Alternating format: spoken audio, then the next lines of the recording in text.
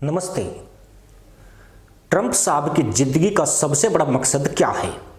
रोजाना ऐसा बयान देना जिससे या तो पूरी दुनिया हैरान हो जाए या फिर हंसी से पेट पकड़कर गिर पड़े। अब देखिए, पहले साहब टीवी पर रो पड़े कि हमने भारत खो दिया, और थोड़ी देर बाद ऐसे फूट फूट कर रोए जैसे मोहल्ले के स्कूल में प्रिंसिपल ने टॉफी बांटते वक्त उन्हें लाइन से बाहर कर दिया हो। मगर असली क्लाइमैक्स तो तब आया जब उसी रोने धोने के बीच ट्रंप ने नाक सुड़कते हुए ऐलान कर डाला, मोदी मेरे दोस्त हैं। यानी वही बात हो गई जैसे मोहल्ले के नाटक में खलनायक पहले हीरो की बहन को किडनैप करता है और फिर स्टेज पर ही घुटनों के बल बैठकर कहता है, जीजा जी गलतफहमी हो गई, आप तो मेरे जिगरी यार हैं। अब जरा सोचिए, दुनिया के सबसे ताकतवर देश का राष्ट्रपति मंच पर खड़ा होकर रो रहा है, और किस बात पर? इस बात पर कि भारत खो दिया। अरे भाई, ये भारत है, कोई गुल्लक नहीं जिसे आप बिस्तर के नीचे रखते थे और सफाई करते वक्त अचानक गायब हो गया।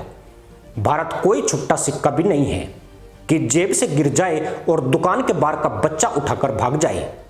यानी दुनिया का सबसे ताकतवर मुल्क कहे जाने वाला अमेरिका का राष्ट्रपति अगर रोज रोज आंसुओं और ड्रामे में उलझा रहे तो समझिए कि राजनीति से ज्यादा थिएटर है। पहले भारत खो दिया का विलाप किया, फिर मोदी की दोस्ती का ऐलान। ये वही बात है जैसे सब्जी मंडी का दुकानदार दिन भर चिल्लाए कि आज तो घाटा हो गया, सब्जी खराब हो गई, और शाम को वही दुकानदार उसी सड़ी हुई सब्जी पर मिर्च धनिया लगाकर कहे, भाई एकदम ताजा माल है। साउथ एशिया की राजनीति इन दिनों उसी सब्जी मंडी की तरह लग रही है, जहां हर दुकानदार अपनी सब्जी को ताजा बताता है, लेकिन ग्राहक जानता है कि आधी सब्जी सड़ी हुई है। चीन आलू की तरह हर थैले में घुसा है, पाकिस्तान प्याज की तरह बार बार आंसू निकालता है, बांग्लादेश टमाटर की तरह मौसम देखकर रंग बदलता है, श्रीलंका आधी सड़ी भिंडी है जिसे कोई मुफ्त में भी लेना नहीं चाहता, और नेपाल वो तो हरे धनिया की तरह है, कभी कभी सजावट के लिए काम आता है वरना कोई पूछता तक नहीं। अमेरिका इस मंडी में अब बूढ़े रिक्शे वाले की तरह हो गया है। पहले वही ठेला खींचकर सबको मंजिल तक पहुंचाता था, लेकिन अब हालत यह है कि पेंडल मारते मारते हाँफने लगता है, और पीछे बैठा चीन कहता है, अंकल थोड़ा तेज चलो। कभी पाकिस्तान भी सीट पर चढ़कर चिल्लाता है, मुफ्त की सवारी चाहिए, और भारत दूर से देखता है और मुस्कुराकर कहता है, हम तो अब अपनी कार ले चुके हैं, इस रिक्शे की जरूरत नहीं। ट्रंप की सबसे बड़ी समस्या यही है कि वो आंकड़ों के साथ भी नौटंकी करते हैं। कभी कहते हैं कि भारत से व्यापार घाटा इतना है कि अमेरिका बर्बाद हो गया, कभी आंकड़े पलटकर कहते हैं भारत ने हमें अरबों का फायदा दिया। 2020 में उन्होंने ट्वीट किया था कि भारत हमें लूट रहा है, लेकिन उसी मंच पर खड़े होकर बोले कि मोदी सबसे अच्छे दोस्त हैं। ये वैसा ही है जैसे मोहल्ले का भिखारी सुबह कहे, 2 रोटी दे दो, भूख से मर जाऊंगा, और शाम को वही भिखारी होटल के बाहर बिरयानी खाते पकड़ा जाए। साउथ एशिया का पावर गेम भी अब गधे वाले धोबी की कहावत जैसा हो गया है। चीन धोबी है, पाकिस्तान उसका गधा, और बोझ है कर्ज और हथियार। गधे पर इतना बोझ लाद दिया गया कि उसकी टांगे कांप रही है। पाकिस्तान का विदेशी कर्ज 130 अरब डॉलर से ऊपर जा चुका है। आईएमएफ के सामने हर महीने हाथ फैलाए खड़ा होता है, और चीन भी कहता है, भाई लोन ले लो, लेकिन बदले में बंदरगाह, सड़क और पहाड़ हमारे नाम कर दो। गधा हर बार ढह जाता है, लेकिन धोबी यानी चीन फिर से बोझ डाल देता है, और अमेरिका वो दूर खड़ा होकर ड्रामे का आनंद लेता है, और कभी कभी आकर धोबी को सलाह देता है कि थोड़ा कम ला दो। लेकिन जब गधा मर जाता है तो प्रेस कॉन्फ्रेंस करके कहता है, देखो हमने गधे की आत्मा को शांति दी। भारत इस खेल में स्मार्ट सब्जी वाले की तरह निकला है। अमेरिका से 200 अरब डॉलर से ज्यादा का व्यापार करता है, रूस से सस्ता तेल खरीदता है, यूरोप को दवा बेचता है, और चीन से भी 117 अरब डॉलर का व्यापार जारी रखता है।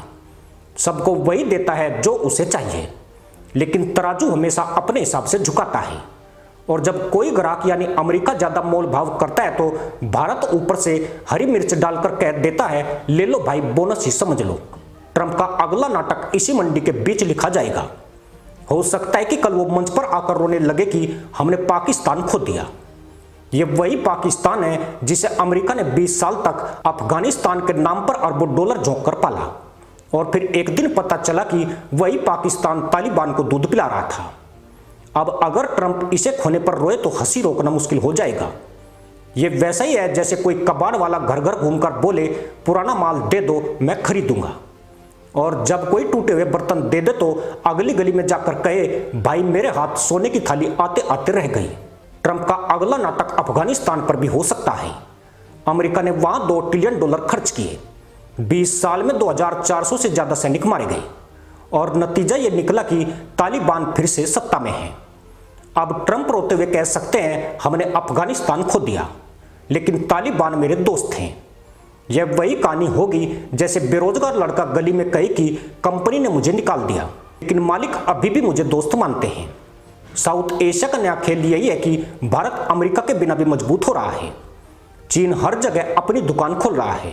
पाकिस्तान दिवालिया होकर भी धमकियों की बोली लगा रहा है, और अमेरिका की हालत वही है जैसी सब्जी मंडी के बाहर मूंगफली बेचने वाले की।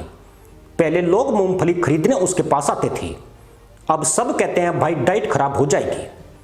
ट्रंप अगले नाटक में चीन, पाकिस्तान और भारत तीनों को एक साथ दोस्त बता दे तो हैरान मत होना।